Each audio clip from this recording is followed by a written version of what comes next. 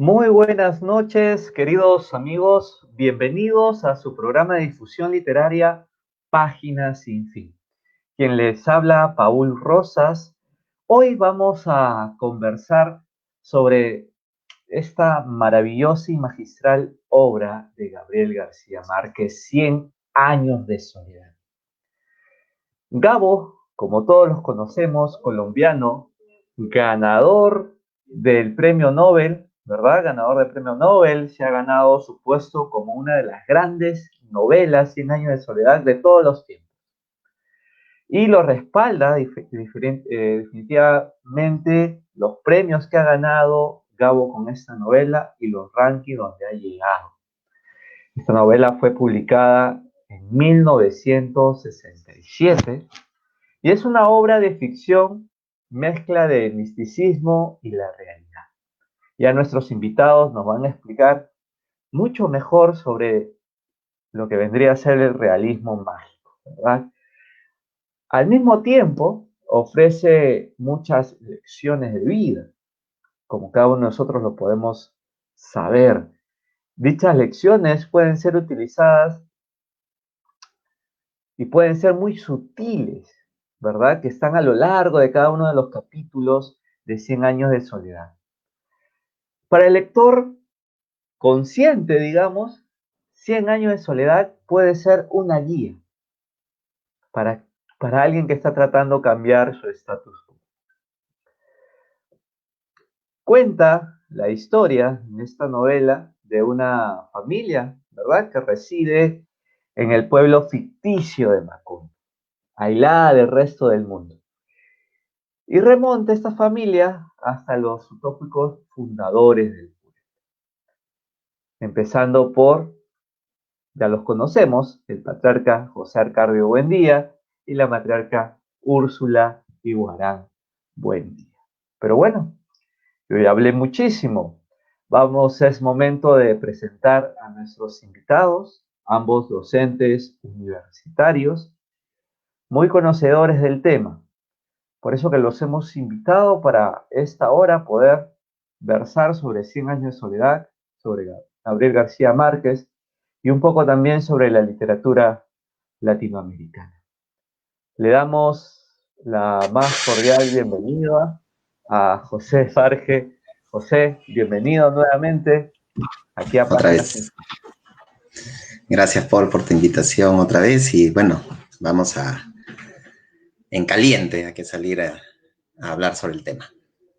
Así es, muy bien. Junto con José Farge también es un honor darle la bienvenida a nuestro amigo Carlos Barba. ¿Cómo estás, Carlos? ¿Qué tal? Bienvenido, muy buenas noches.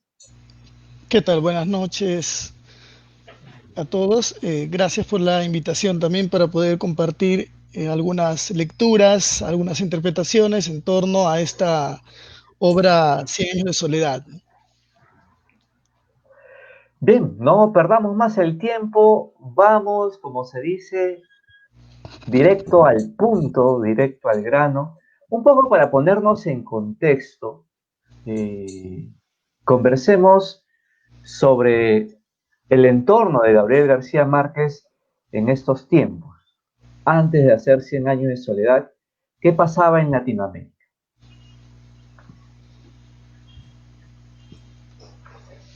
Carlos, ¿tú A quieres ver, dar?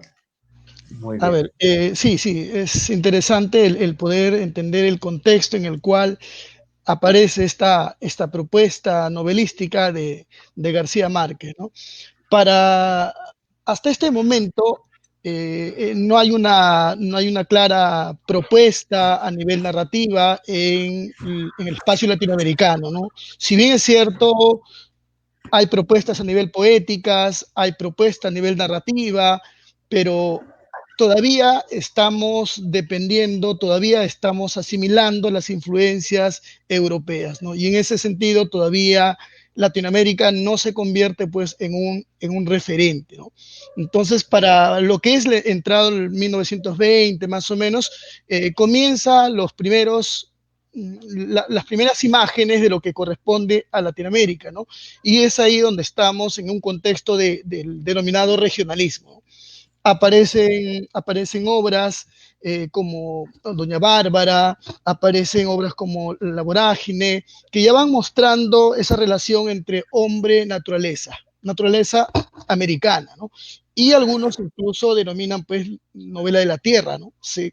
Entonces, la interesante, esa propuesta inicial es que vamos visualizando el espacio americano, vamos visualizando dialectos, formas de vida, vamos tomando cierta independencia.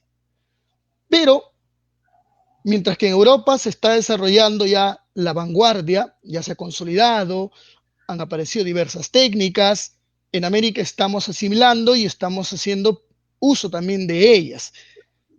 Pero lo curioso ya es pues que para 1940 más o menos ya hay resultados, ¿no? De esa combinación entre la asimilación de las propuestas de la vanguardia y el hecho de mostrar el escenario latinoamericano. Entonces, eso es lo que va a generar ya un interés en el mundo europeo y ya entrado la década del 60 van a aparecer los cuatro grandes, ¿no? Con Vargas Llosa pues a la cabeza, van a aparecer ese grupo que pronto se denominará el boom latinoamericano, ¿no? Llamado así efectivamente porque es un fenómeno, ¿no? El boom es un fenómeno, pero es un fenómeno comercial por un lado, porque salimos a la luz gracias pues a un concurso, ¿no? Donde Vargas Llosa se adjudica un premio y sale a la luz una obra que tenía pues riqueza a nivel de propuestas estilísticas, pero también había a nivel de temática, había otra propuesta, ¿no? Sin perder ese escenario latinoamericano que ya se venía desarrollando. Entonces, es aquí, dentro de este grupo, en el cual aparece la figura de García Márquez, ¿no? Con esta obra, 100 años de soledad, ¿correcto? Esa es una primera lectura de repente que podemos entender para ver qué es lo que va a generar después a partir del boom, ¿no? ¿Qué viene después? Esta independencia, ahora sí vamos a convertirnos en referentes en ese espacio europeo, ¿no? Después de cuánto nos van a mirar de otra forma porque ya hay una independencia, ¿correcto? Y a eso también se va a sumar pues que se va a producir, por ejemplo, la profesionalización del escritor, ¿no? Los escritores ahora sí van a depender de lo que ellos escriben, de lo que ellos producen. Previo a ello, no. Previo a ello, vamos a encontrar, por ejemplo, el caso de García Márquez, tenía que ir de aquí para allá, trabajaba vinculado al periodismo y otros aspectos, ¿no? El caso de Vargas Llosa también, ¿no? Pero después de este fenómeno, del boom, ya hay una tendencia a esta profesionalización del escritor. José. Sí, yo quisiera ahí apuntalar algunas ideas para terminar con el contexto y entrar ya a la obra misma, porque tal vez muchos de los que nos escuchan han leído la obra y quisieran también compartir algunas impresiones, ¿no? Yo creo que a partir de lo que dice Carlos podríamos apuntalar algunas ideas, ¿no? Si bien el realismo mágico es una conjunción maravillosa entre un fenómeno editorial, comercial y un fenómeno estético, que es la asimilación de la vanguardia en la narrativa, porque ya la poesía, como bien lo dijo Carlos, ya lo había hecho antes. La narrativa recién va a asimilar ese influjo de la vanguardia europea y va a crear una narrativa revolucionaria estéticamente hablando. Pero hay que relacionarlo también un poco con el contexto latinoamericano. Es decir, la revolución cubana es muy importante. O sea, ¿por qué Europa principalmente y por qué esa atracción hacia lo latinoamericano? Bueno, porque la revolución cubana tuvo un impacto tremendo en el mundo. La crisis de los misiles, que se dará posteriormente, el pánico a una guerra atómica, nuclear, hace que Europa se interese por qué pasa en esa parte del mundo por primera vez, ¿no? ¿Qué está pasando? Hay una revolución, los pueblos latinoamericanos tienen una propuesta ideológica, tienen una propuesta estética, entonces eso conjuga, ¿no? O sea, como que Europa por primera vez ve en la palestra a esta zona del mundo que tiene una tensión política, militar, y que al mismo tiempo viene por detrás todo un fenómeno editorial a partir de las editoriales españolas y argentinas, y surge pues el boom, ¿no? O sea, una feliz conjunción, porque también había alta calidad, o sea, no, por más que hubiera sido un fenómeno editorial y una coyuntura política, si no hubiera habido de la mano una gran calidad estética, no podría haber habido boom, definitivamente, ¿no? Entonces, una feliz conjunción, ¿no? Y algo más que quería apuntalar al respecto es que García Márquez, Vargas Llosa, Carlos Fuentes, en fin, se nutren de una generación previa, con Miguel Ángel Asturias, Alejo Carpentier, quienes ponen los primeros cimientos de lo que se llamaría el realismo mágico, ¿no? O lo real maravilloso, que para los que nos escuchan, simplificándolo de una manera didáctica, hace ver que lo que parece extraordinario para una mentalidad europea es posible para el ámbito latinoamericano, ¿no? Había un ejemplo muy didáctico que ponía, si a un europeo tú le dices que existe un río que en donde tú te pones en la vera, en una de las orillas, no puedes ver la otra, que es tan grande que hay kilómetros y kilómetros que separan a este río de una orilla a otra, pues el europeo capaz te mire con escepticismo y te diga, bueno, eso puede existir en tus sueños. No, existe el Amazonas, ¿no? Es decir, la naturaleza americana, con su exuberancia, con su increíble hiperbolismo, vamos a llamarlo así, me permito ese neologismo, sorprende también al mundo, ¿no? Sorprende a la mentalidad cartesiana, racional, europea. Entonces nos encontramos pues frente a una feliz coincidencia, ¿no? Y finalmente, para hablar de la profesionalización del escritor, ya en Europa, a partir del romanticismo, los escritores vivían de lo que escribían, a partir de las novelas de folletín, a partir de la publicación de las grandes novelas, a partir del periodismo. Ya Balzac, Víctor Hugo, Flaubert, en fin, Solá, vivían de la pluma, ¿no? Sin embargo, en América ese fenómeno no se había dado. Recién, como decía Carlos muy bien, con el boom se da la profesionalización del escritor latinoamericano, ¿no? Que no había encontrado ese mercado editorial que sí ofrecían las grandes urbes europeas. Y bueno, acá empieza la profesionalización del escritor, ¿no? Y ahí tenemos pues a nuestro Vargas Llosa y compañía, ¿no? Eso para empezar. Para empezar. Muy bien, para redondear la idea, Carlos, José, ¿cuáles son los temas más recurrentes en el boom latinoamericano abordados por los escritores? Bueno, yo siento que la recurrencia va mucho con el contexto que se está viviendo en este espacio latinoamericano, ¿no? Y por ahí hay esos ribetes de lo que es el tema vinculado a la dictadura, y vamos a notar esos pasajes en 100 años de soledad. También vamos a ver una especie de diálogo, ¿no? Con ese hecho histórico, pero que pasa a veces de modo intrascendental, criticado incluso por muchos, por el aspecto de que tal vez Márquez no haya desarrollado demasiado el tema social, el tema del compromiso, con lo que se está viendo en este espacio latinoamericano, ¿no? Por ahí es uno de los ejes que domina a la narrativa en este momento. En ese momento. José, ¿algo que Sí, agregar? sí, a eso lo que pasa es que el boom es menos uniforme de lo que se cree, ¿no? A veces uno piensa que el boom pues es una serie de escritores que tú puedes mapear con líneas bastante claras, temáticas, estéticas. Sin embargo, si tú analizas, si tú pones la lupa ahí, vas a encontrar muchísima variedad.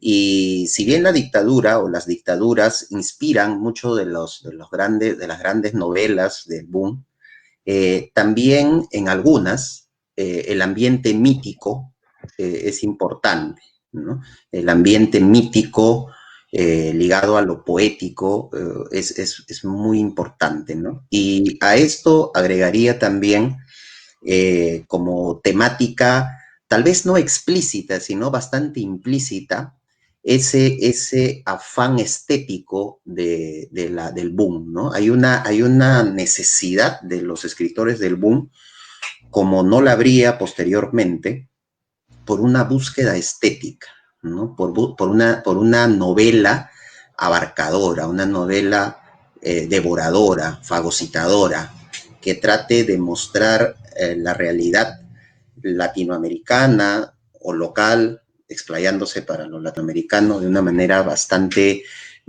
potente, ¿no? El afán estético es muy importante, está ahí, hay que mirarlo. En todas las novelas del boom está como un ritmo cardíaco, ese agitar constante de las aguas del escritor afanoso, impetuoso, innovador, experimental, que va a agotar también a sus sucesores, ¿no? Sus sucesores van a ver ya como imposible la valla y van a buscar más un lenguaje coloquial, un lenguaje menos estético, entre comillas, pero buscando también una estética para diferenciarse del boom, ¿no? Va a ser muy difícil para las generaciones posteriores ser parricidas con el boom, porque toda generación busca ser parricida de la anterior. Sin embargo, fue y es muy difícil hasta el día de hoy escapar de ese influjo. Así es. Bien, vamos a compartir un video y luego de este video seguimos con la conversación. Previamente, ¿hay algo más que decir, Carlos, para lanzar el video? Sí, Lo está voy bien. preparando, lo También voy acotar, preparando. ya, genial. Sí, acotar efectivamente, como dice José, creo que acá el término podría decir lo que es la experimentación, ¿no?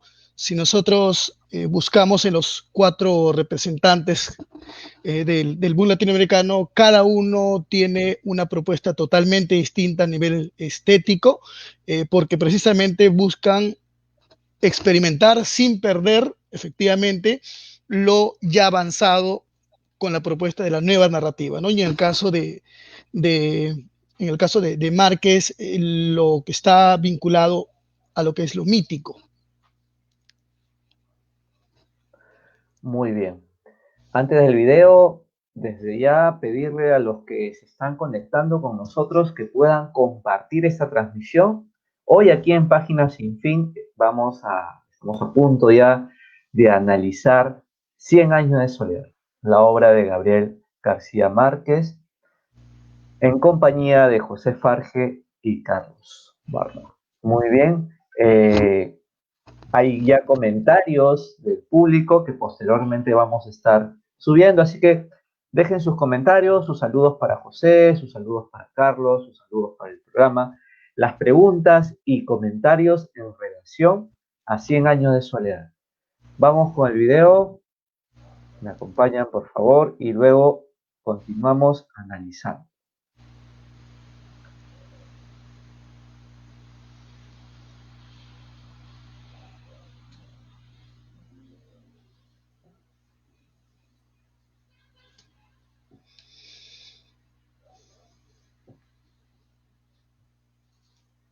Era una época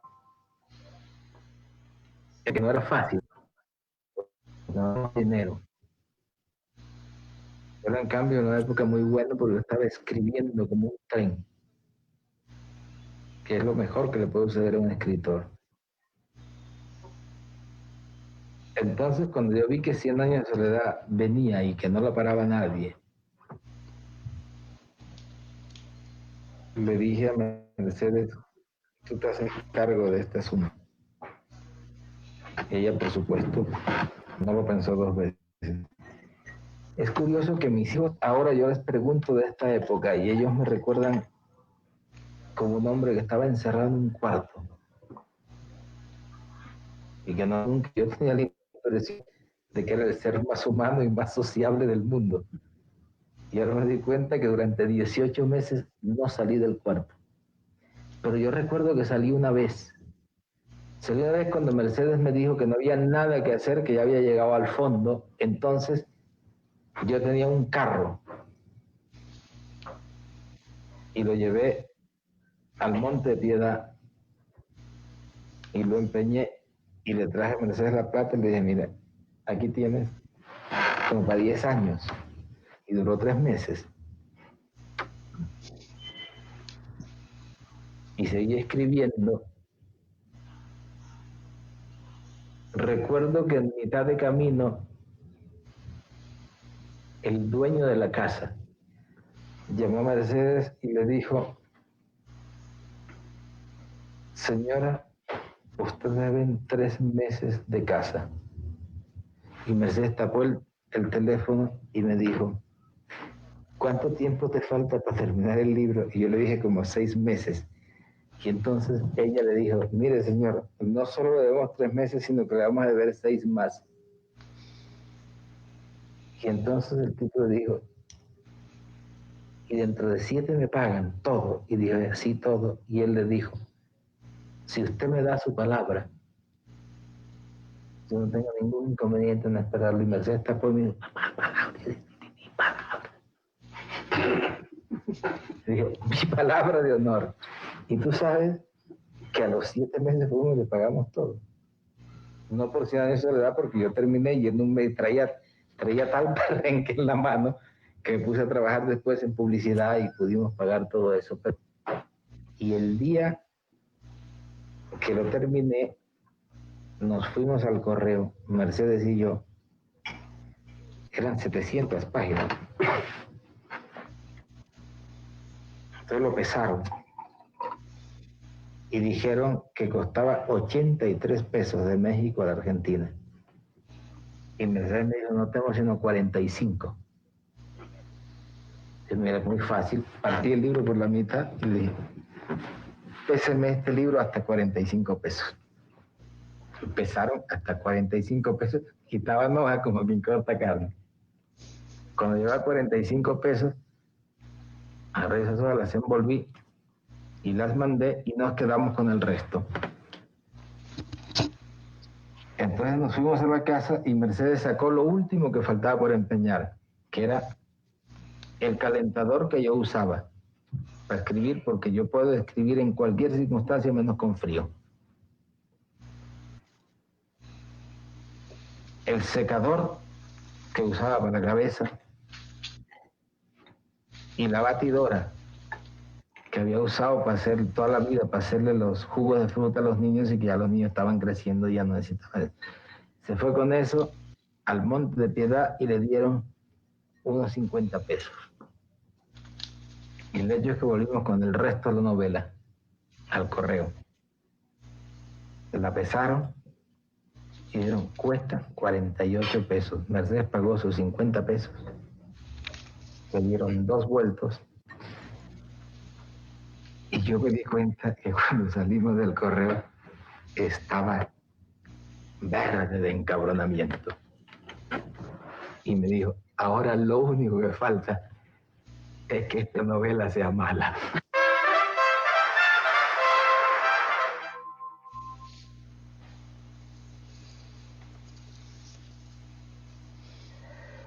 Muy bien. Vamos a analizar entonces esta novela 100 años de soledad.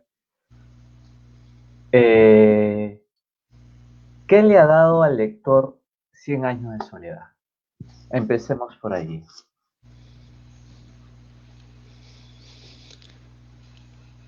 Carlos. A ver, primero cerrar la idea del video, ¿no? En el video podemos visualizar claramente esta percepción sobre el escritor latinoamericano previo a este evento que va a marcar pues la narrativa latinoamericana, ¿no? Es un escritor que tiene que estar como cualquiera, ¿no? En el día a día, ¿no? Y posterior a esto, lo que sería ya la consagración de algunos de los escritores, sobre todo los del boom, y lo que llamábamos la profesionalización, ¿no? ¿Qué nos deja 100 años de soledad? Hay muchas lecturas, hay varias formas de poder comenzar lo que es el análisis, la interpretación, pero creo que dentro de toda la novela siempre vamos a ver esa sensación de nostalgia, esa sensación de pérdida, de destrucción, esa sensación de que nada, al parecer, ¿no? Al parecer nada puede ser ya solucionado. Y eso lo vamos a ver de modo constante en cada una de las generaciones, ¿no? Todos en las generaciones, en las 7 generaciones, todos están destinados, pues parece, a una fatalidad, ¿no? Entonces, desde esa mirada, ahí ya los críticos, pues, cada quien plantea, ¿no? Muchos plantean, por ejemplo, que en realidad esa visión fatalista en torno a los personajes, es esa fatalidad que está vinculado a las personas que residen pues en este espacio latinoamericano, ¿no? Condenado pues a un sistema, condenado a siempre estar dependiendo de otros. Esa es una primera lectura que, por ejemplo, se puede rastrear por ahí, ¿no? Pero también está la otra mirada, ver más bien ese espacio mítico que es Latinoamérica, esa conjunción de creencias, esa capacidad imaginativa por parte del escritor para jugar, ¿no? Para jugar con los lectores a modo que ellos vayan descubriendo, ¿no? Vayan descubriendo qué encontramos en la obra. Y al final el escritor pues queda con muchas sensaciones, ¿no? Con muchas sensaciones, porque se va encontrando con historias de cada uno de ellos, de pronto siente que se está repitiendo la historia y descubre al final que todo, sí, todo está siendo cíclico, ¿no? Lo cíclico en la novela 100 años de soledad, ¿no? Entonces hay varias posibilidades, pero lo cierto es que hay muchas lecturas, cada uno de los personajes está vinculado hacia una representación dentro de la obra que pueden ser rastreados también, ¿no? José. José, tu micro. Sí, justo a partir del video quisiera hacer un Dale. comentario, todavía, todavía no hablando de la obra propiamente, pero me parece un tema que es digno de tomar en cuenta tal vez para una próxima reunión. Esto de la mitología del autor, ¿no? O sea, tú una vez me invitaste a hablar sobre los clásicos, ¿no?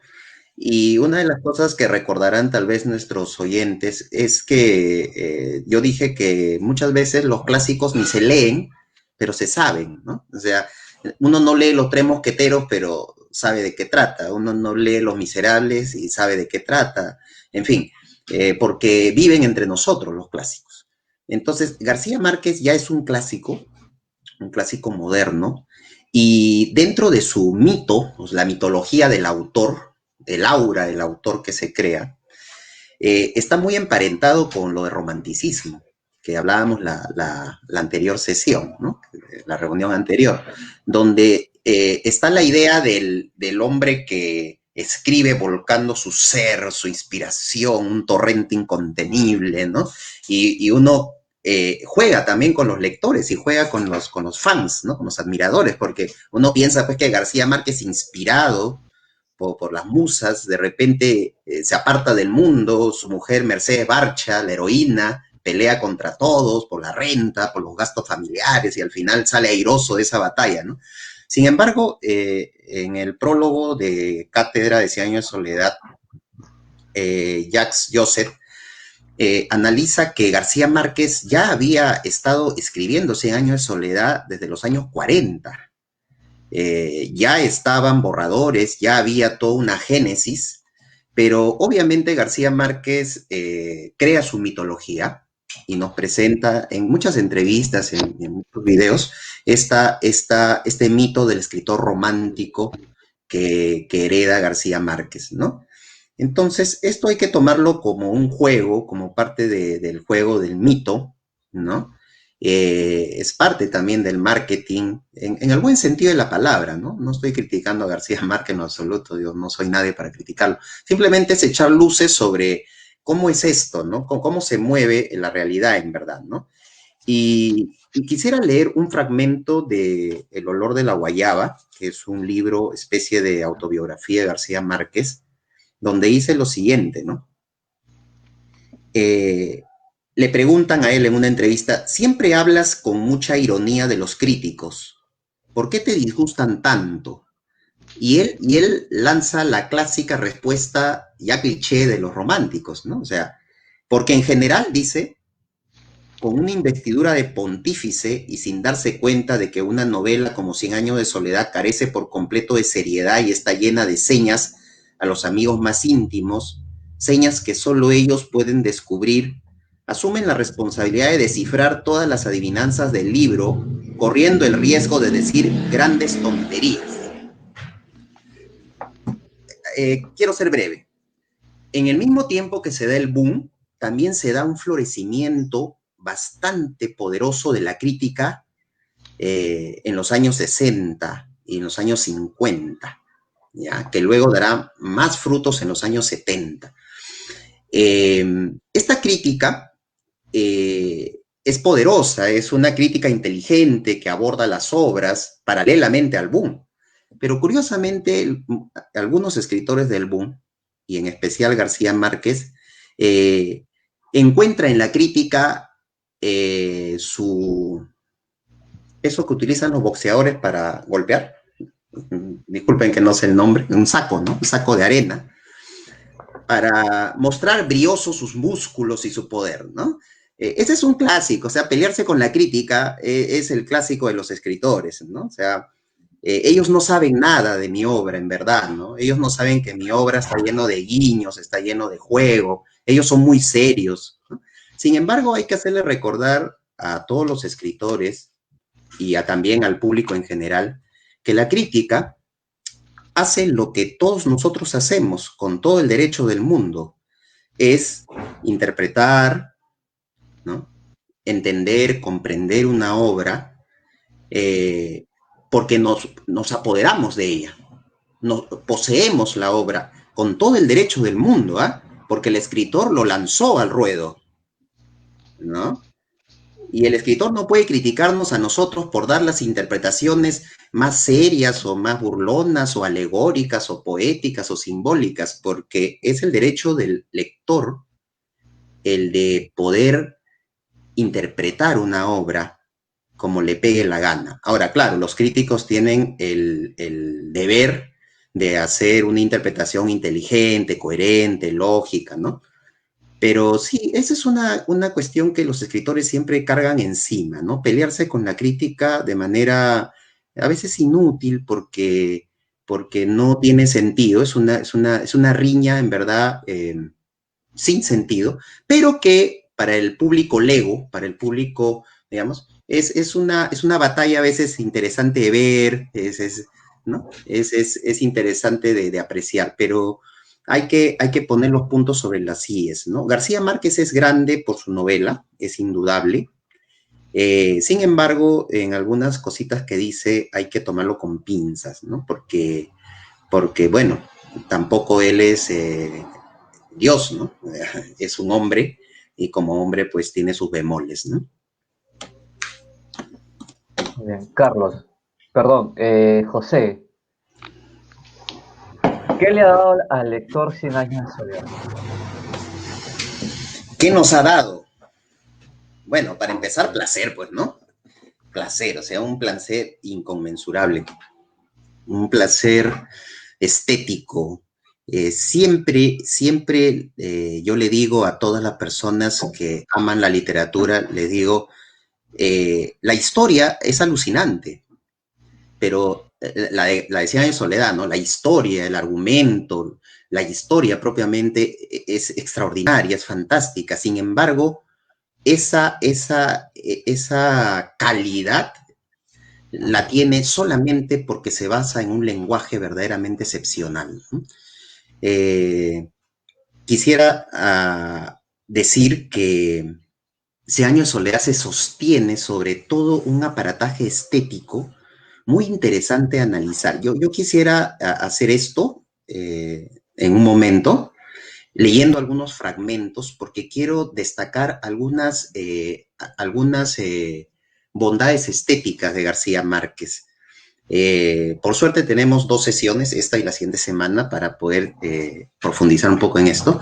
Pero eso, mi querido Paul, yo creo Ok. que lo más importante que nos ha dado García Márquez es una maravillosa historia gracias a un extraordinario lenguaje literario, estético, que es muy difícil de igualar siquiera, ¿no? Muy bien, adicional a lo que han mencionado Carlos y José, considero que pues 100 años de soledad incorpora toda la amplitud de la naturaleza humana, ¿no? Lo que muchos están dispuestos a hacer, ignorar o permitir, ya sea por dinero, por poder o codicia, ¿verdad?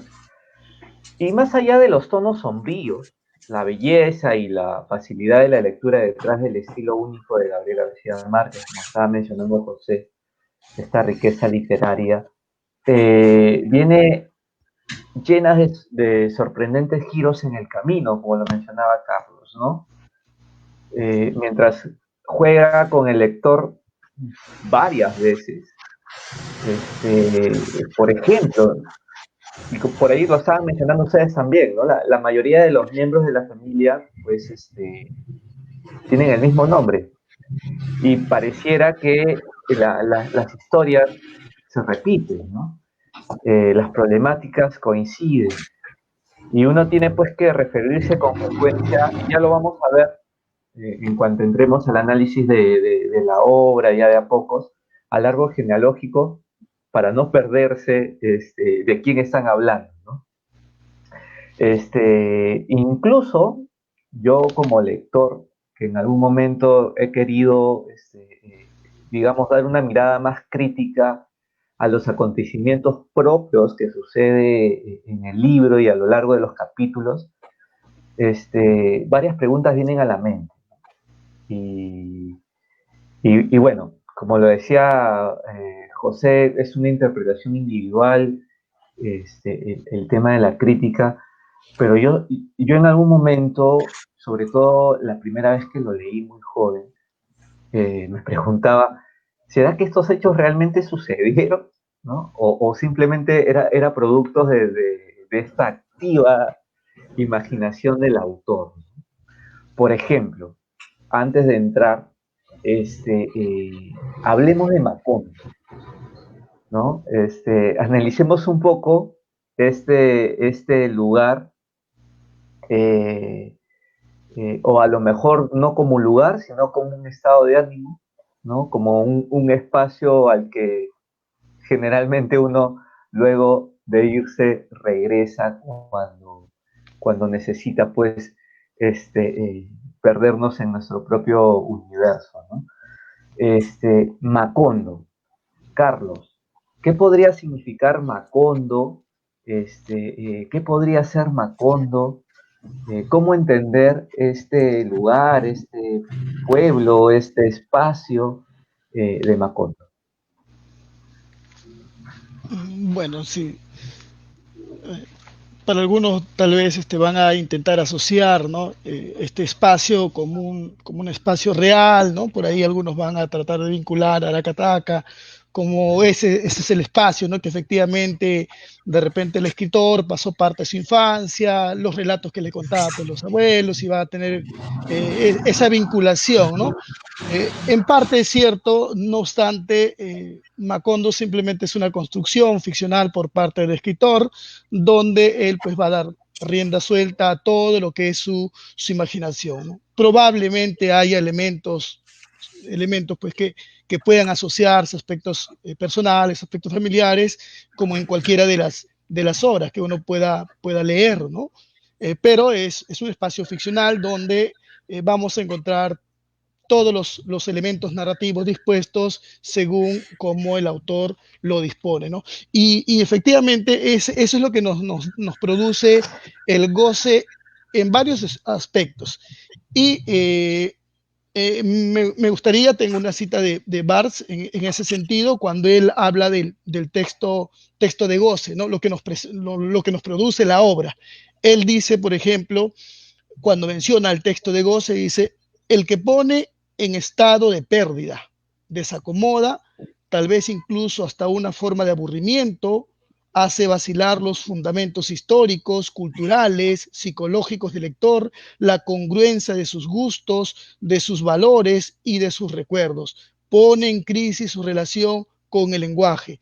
Y nosotros encontramos eso en Macondo, eso en 100 años de soledad, ese juego constante con nosotros, esa ruptura constante, de modo que el lector comienza a encontrarse con una realidad distinta, ¿no? De pronto encontramos a José Arcadio Buendía que dice, la Tierra es redonda, y uno como lector dice, pero eso ya lo sabíamos, ¿cómo? Recién lo descubren.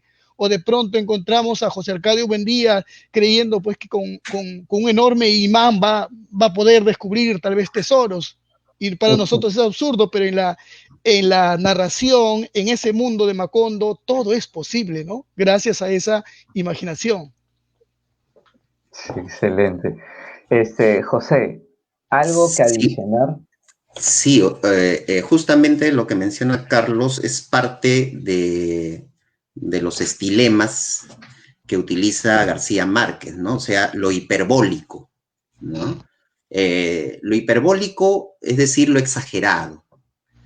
Él lo hace con una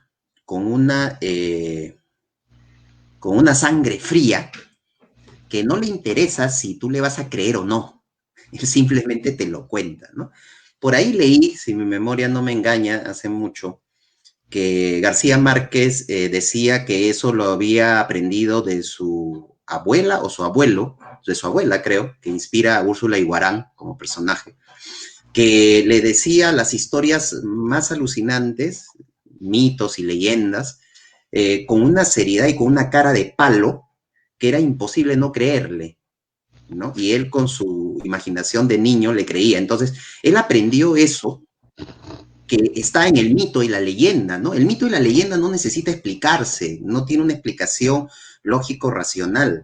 Simplemente crea su Macondo, crea su locus, crea su espacio, y sobre ese espacio lanza todo tipo de leyes que no tienen que estar de acuerdo con las leyes de la realidad concreta, crea su propia realidad. Entonces, lo hiperbólico es una licencia que se convierte en norma dentro del mundo de García Márquez, ¿no? Yo quisiera leer un fragmento hablando de un personaje esperpéntico, ¿no? Carnavalesco, que es José Arcadio Hijo. José Arcadio Hijo, después de un largo viaje, regresa a Macondo y regresa pues el cuerpo lleno de, ay caramba, tatuajes, ¿no? De pies a cabeza, ¿no? Y bueno, llegas, se tira a la cama y duerme muchos días y luego se levanta y se va al bar, ¿no? Y aquí dice algo muy interesante, ¿no? Leo este fragmento. Dice lo siguiente. Ordenó música y aguardiente para todos por su cuenta. Hizo apuestas de pulso con 5 hombres al mismo tiempo. Es imposible, decían, al convencerse de que no lograban moverle el brazo. O sea, 5 hombres y no podían moverle el brazo. Y luego, Catarino, que es el regente del bar, dice que no creía en artificios de fuerza, apostó 12 pesos a que no movía el mostrador. José Arcadio lo arrancó de su sitio, lo levantó en vilo sobre la cabeza y lo puso en la calle. Se necesitaron 11 hombres para meterlo. Bueno, y no faltaba más, con las mujeres también hacía proezas de fuerza, ¿no? Dice que las mujeres lo asediaban con su codicia. Les preguntó quién pagaba más, obviamente, para acostarse con él, ¿no? La que tenía más ofreció 20 pesos. Entonces él propuso rifarse entre todas a 10 pesos el número Era un precio desorbitado porque la mujer más solicitada ganaba 8 pesos en una noche, pero todas aceptaron. Escribieron sus nombres en 14 papeletas que metieron en un sombrero y cada mujer sacó una. Cuando solo faltaba por sacar 2 papeletas, se estableció a quienes correspondía. 5 pesos más cada una, propuso José Arcadio, y me reparto entre ambas. O sea, eso es lo hiperbólico. O sea, obviamente eso en la realidad no creo que exista, ¿no? Sin embargo, lo vemos aquí y es posible verlo, ¿no? Y aceptarlo, o sea, es como el aforismo, ¿no? Yo alguna vez escribí algo sobre García Márquez y el aforismo. El aforismo es algo que tú aceptas sin duda alguna, porque si no lo aceptas, pues el aforismo no es para ti. Igual, esta novela o la aceptas con sus hipérboles o la dejas, ¿no? Entonces ahí es donde García Márquez te pone contra la espada y la pared. Él no se molesta en explicar de dónde sale la fuerza de José Arcadio. Él no se molesta por explicar lógicamente estas proezas de fuerza, de vigor. Simplemente están ahí, gózalas, créelas, es parte del disfrute, ¿no? En ese sentido, se da acá, ¿no? Ok, muy bien, sí, bueno, para situar en todo caso, José Arcadio Hijo es el primer hijo entre Úrsula Iguarán y, bueno, el patriarca José Arcadio Buendía, ¿cierto? Como lo decía José, poseedor de una gran fuerza, de la misma voluntad también, una firme voluntad, la misma voluntad que tenía el padre, ¿verdad? Y la misma forma impulsiva de ser, ¿no? Igual me van corrigiendo, él tiene una relación con una amiga de la familia que era mucho mayor que él, que era Pilar, ¿verdad? Pilar Ternera, que la deja embarazada posteriormente. Muy bien. Carlos, ¿cómo empieza la obra Cien años de soledad? La obra dice muchos años después, frente al pelotón de fusilamiento, el coronel Aureliano Buendía había de recordar aquella tarde remota en que su padre lo llevó a conocer el hielo. Así comienza. O sea, la obra comienza en la segunda generación, ¿no? En la segunda generación. Cuando el coronel Aureliano Buendía está frente al pelotón de fusilamiento, ¿no? Y ahí comienza a vincular, retrocede, pues, ¿no? La narración definitivamente no es lineal dentro de esta propuesta distinta del boom, ¿no? Sí, Pero, Y ese es un juego pero constante, ¿no? claro, pero si nosotros vamos buscando ya la linealidad, no está Ujú. en Macondo, ¿no? Tendríamos que remitirnos a Riohacha, donde se ocurre Claro. pues aquel incidente entre José Arcadio Buendía y Prudencio Aguilar, ¿no? Ahí donde se inserta el tema de lo mítico, ¿no? Esas creencias, pues que entre parientes no pueden mantener relaciones, no pueden casarse, y en la obra hay un referente, ¿no? Ha ocurrido pues en la tía de Úrsula Iguarán y por lo tanto una relación entre José Arcadio Buendía y su prima Úrsula Iguarán es imposible, ¿no? No obstante, en la novela es más fuerte la pasión, es más fuerte el amor y los dos terminan uniéndose, ¿no? Pero ahí está el miedo, ¿no? El miedo a que pueda surgir lo que ya pasó, como, lo que hay como precedente, ¿no? Y en la obra menciona, ahí está lo exagerado también de la obra, ¿no? El recurso, ¿no? Que al escritor le permite, ¿ya? Se puede ver, pues, como Úrsula, cuando va a dormir, ¿no? Tiene una especie de pantalones de castidad con correas para que no ocurra nada, ¿no? Pero pronto el rumor se difunde pues el rumor de la masculinidad, de que José Arcadio Buendía al parecer era impotente, ¿no?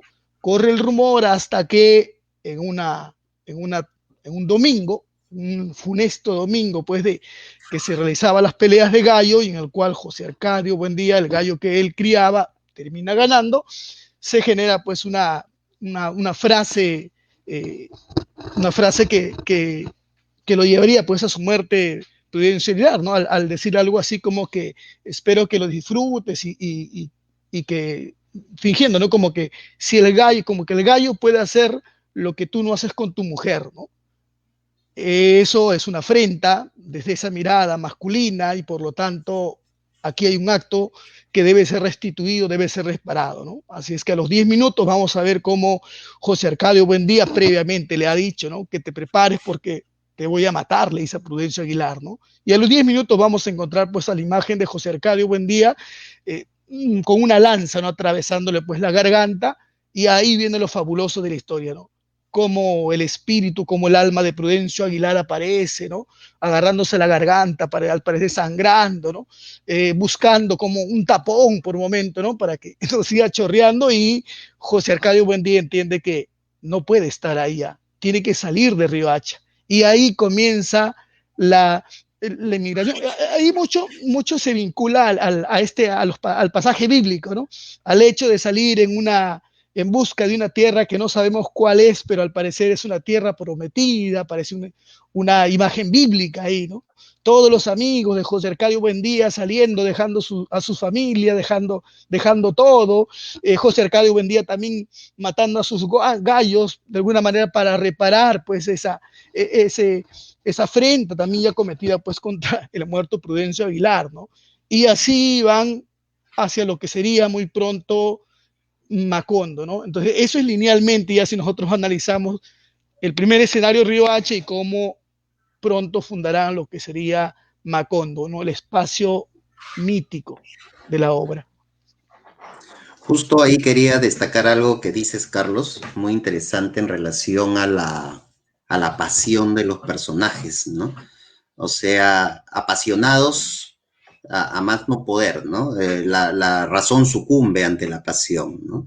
José Arcadio, lleno de cólera violenta, mata a Prudencio Aguilar al no aceptar un insulto, ¿no?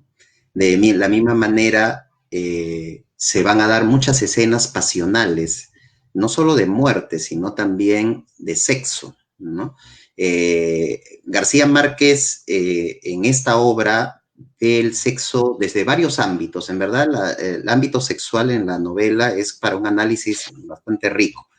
El sexo tiene algunas aristas que destacar. El incesto, que es muy importante, que es parte del pensamiento mítico, como uno de los grandes tabúes, ¿no? Dado que se basa también en una raíz económica, ¿no? El hecho de que no puede acumularse la riqueza en la familia, sino que debe explayarse. Entonces, si nos casamos entre hermanos, entre primos, todo queda en familia.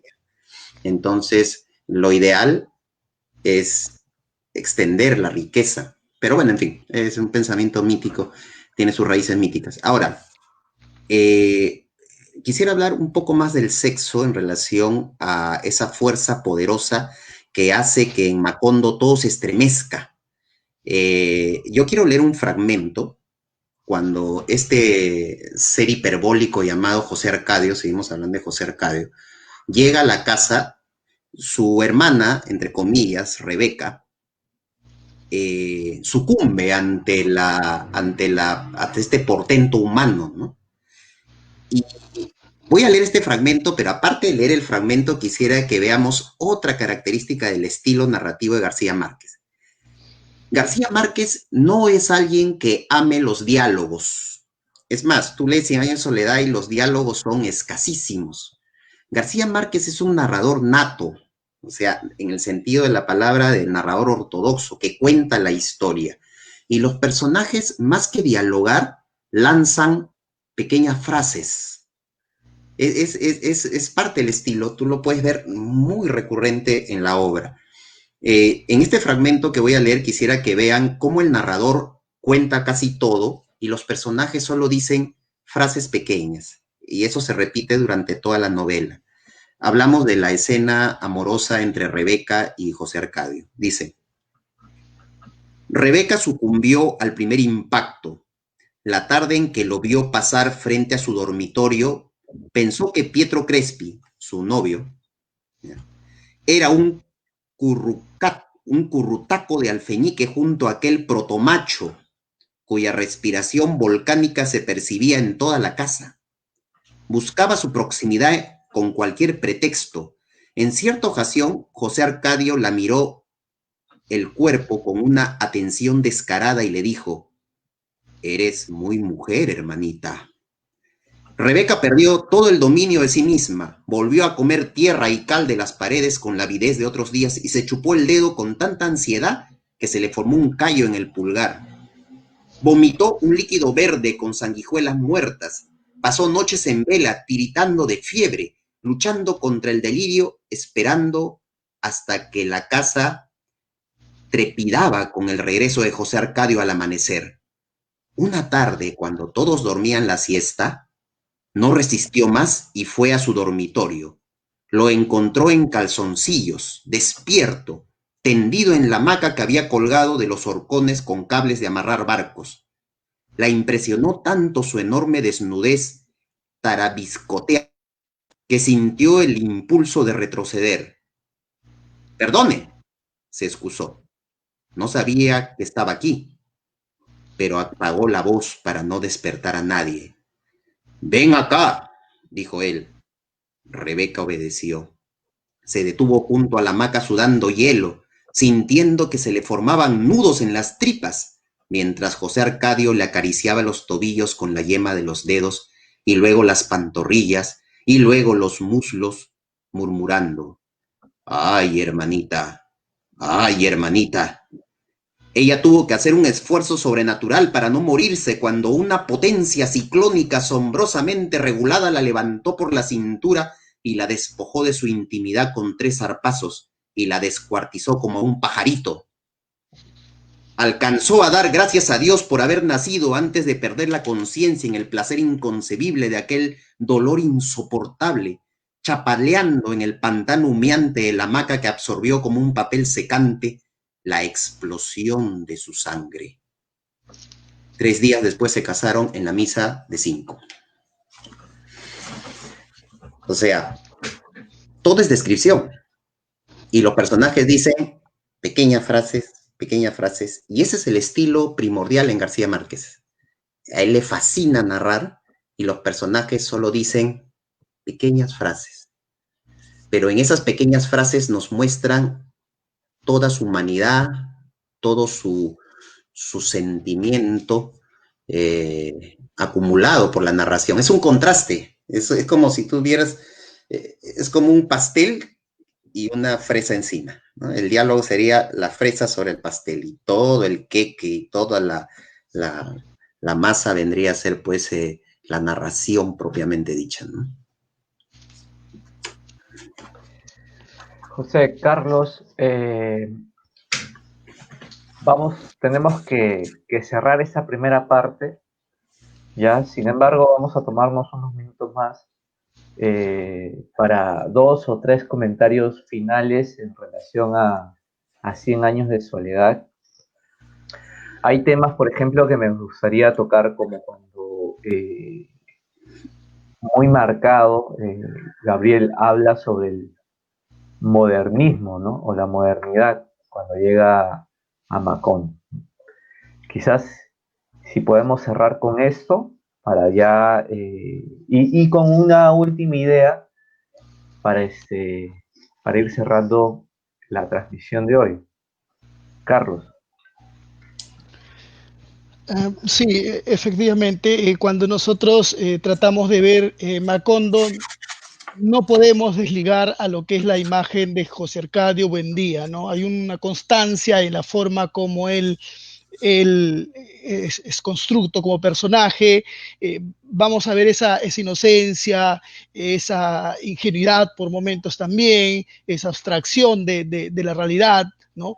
Eso es Macondo. Macondo es un mundo desconocido, nada al parecer ha ocurrido, pero lamentablemente pues las personas que habitan en Macondo al parecer son personas que ya vienen con ese precedente, el aspecto del pecado, ¿no? Entonces, todos van a ir descubriendo como algo nuevo, como novedoso en ese espacio narrativo. Entonces, Dentro del texto hay algunas escenas bastante interesantes que dialogan con esa mirada en el texto, ¿no? Dice, por ejemplo, José Arcadio Buendía dice, ¿no?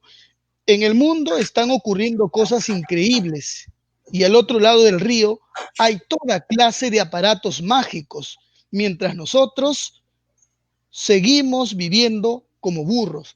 Entonces, todo están descubriéndolo ahí, ¿no? Pero ya sabemos también, pues, que ya todo está marcado en esa generación, ya sabemos, pues, que todo va a terminar según ese precedente que ocurrió en Riohacha, ligado a la muerte, ligado al pecado. Todo eso va a llevarnos a una situación mágica de finalización de toda esta generación, ¿no? Lo que sí me interesa bastante, muy aparte de repente lo anecdótico en la obra, de repente con respecto a estas miradas, incluso el erotismo que bien marcaba José, ¿no?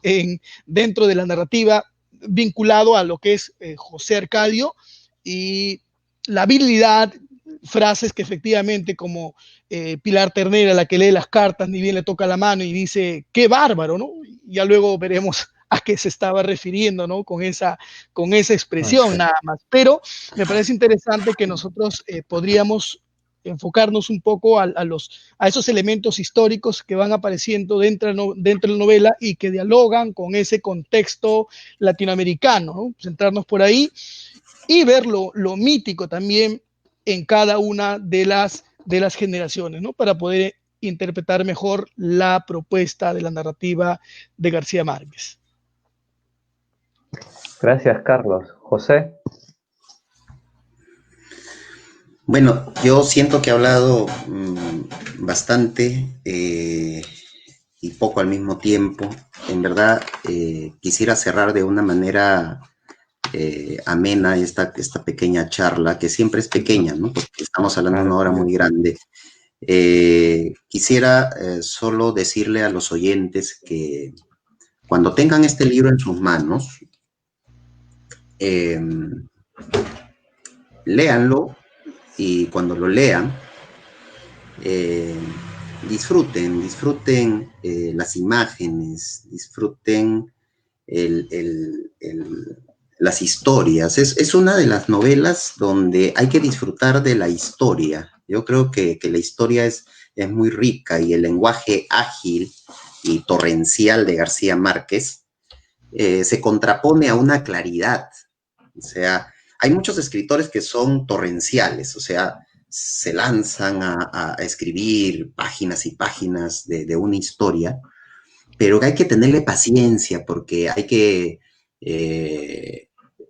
dejar que describa ambientes o sentimientos profundos. Entonces, por ahí hay que tener paciencia para leerlo, ¿no? A veces hay que dejar el libro un ratito y bueno, cogerlo otro día y continuar la lectura. Sin embargo, con García Márquez no pasa eso.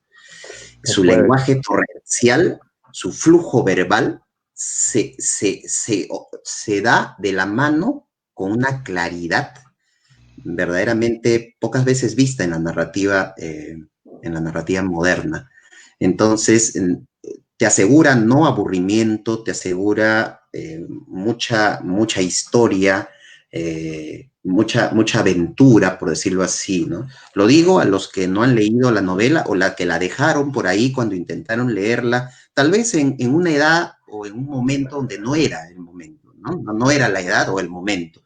Yo les animo a retomar esta lectura. La próxima semana tenemos otra vez una charla con Carlos, con Paul, y sería conveniente que empiecen esta lectura para que nos puedan acompañar. Y para todos aquellos que ya han leído la novela, nos gustaría que nos compartan algo también para poder no solo dialogar entre nosotros, sino con ustedes. Por ahí alguna impresión de la novela, por ahí algún fragmento de la novela, por ahí algún comentario, porque en verdad nos interesa mucho el diálogo, ¿no? Nos interesa mucho el diálogo, nos interesa mucho lo que tú has sentido y qué parte te agradó, ¿no?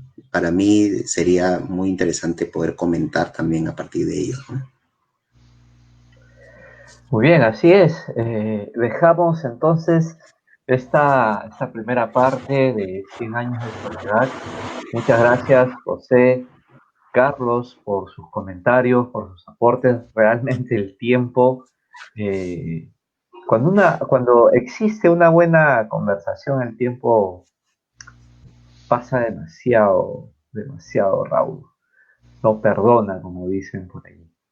Entonces, bueno, ya nos encontraremos la próxima semana.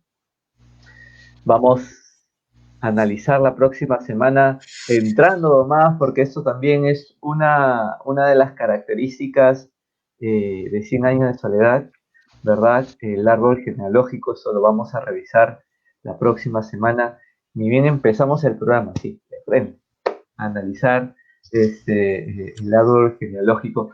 Y bueno, muchas gracias en verdad, José, Carlos, por su participación, por aceptar esta invitación al programa, por compartir con nosotros y a cada uno de ustedes, queridos amigos que se han conectado con nosotros, los invitamos también a que nos puedan seguir a través de las redes sociales de nuestro centro de expresión oral. Nuevamente reiteramos la invitación a cada uno de ustedes a nuestros talleres virtuales de expresión oral, de cuentacuentos, de declamación, comprensión lectora. No está allí, pero también ya hemos aperturado el taller de oratoria. ¿Sí? Si quieres desarrollar tus habilidades de comunicación, potenciarlas y tener esta facilidad de poder hablar en público, esta es la oportunidad de inscribirte a los talleres virtuales del Centro de Expresión Oral y tú, ¿qué me cuentas? Que gracias al Centro de Expresión Oral viene este programa Páginas Sin Fin y también gracias a que siempre encontramos gente que quiera compartir y hablar sobre sus libros, hablar sobre los libros y hablar sobre lo que ocasiona la literatura en la vida, en nuestro día a día. Gracias, José, nuevamente. Gracias, Carlos. Nos vemos, queridos amigos, la próxima semana. Esto ha sido Páginas Sin Fin. Y con nosotros será hasta la próxima semana que volvamos a conversar la segunda parte de 100 años de soledad. Gracias por estar ahí.